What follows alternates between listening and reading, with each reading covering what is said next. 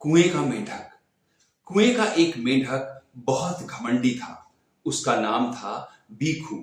जब भी कोई मेंढक उसके पास आता, वह उसके सामने अपने कुएं की बड़ाई करने लगता। एक बार कहीं से बहकर समुद्र का एक मेंढक उसी कुएं में आया।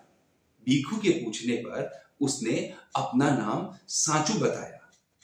उसने कहा कि घूमने फिरने के चक्कर में वह रास्ता भूल गया और भटक कर यहां तक आ पहुंचा। वह जल्दी ही समुद्र लौट जाना चाहता है। स्वागत सत्कार के बाद बीखू ने सांचू से सवाल किया, क्या तुम्हारा समुद्र भी मेरे इस कुएं जितना ही बड़ा है? सांचू मुस्कुराया और बोला, अरे भाई, यह कैसा सवाल है? भला कहीं इस छोटे से कुएं की तुलना विशाल समुद्र से की जा सकती है? इस कुएं से बहुत बड़ा है हमारा समुद्र। बीखू ने आंखें तरेर कर सांचू की ओर देखा, फिर कुएं में एक छलांग लगाई और कहा, तो क्या इतना बड़ा है तुम्हारा समुद्र? अरे बीखू, कुएं की समुद्र से तुलना ही बेकार है। कहीं कुआं समुद्र की बराबरी कर सकता है? कुएं की समुद्र से तुलना वैसे ही है जैसे दीपक की सूरज से तुलना, सांचू ने समझाया। अब बीखू से नहीं रहा गया। उसने कहा, मेरे इस कुएं से बड़ा और कुछ हो ही नहीं सकता।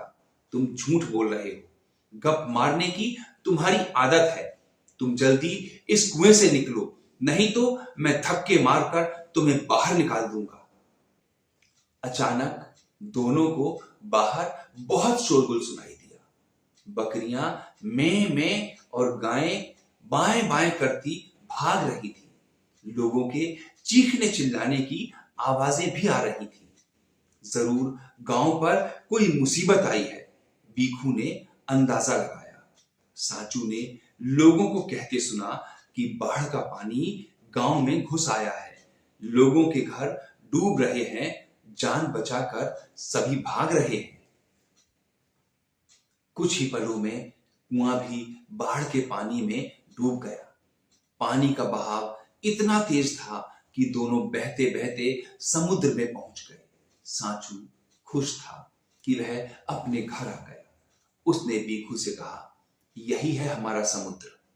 बीखू आंखें फाड़ फाड़ कर चारों तरफ फैले पानी को देख रहा था। उसे समुद्र का ना कोई और दिखाई देता था, ना छोर। उसे अब भी भरोसा नहीं हो रहा था कि उसके कुएं से भी बड़ा कुछ हो सकता है। वह बार बार अपनी आंखें बंद करता और सोचता कि कहीं यह सपना तो नहीं।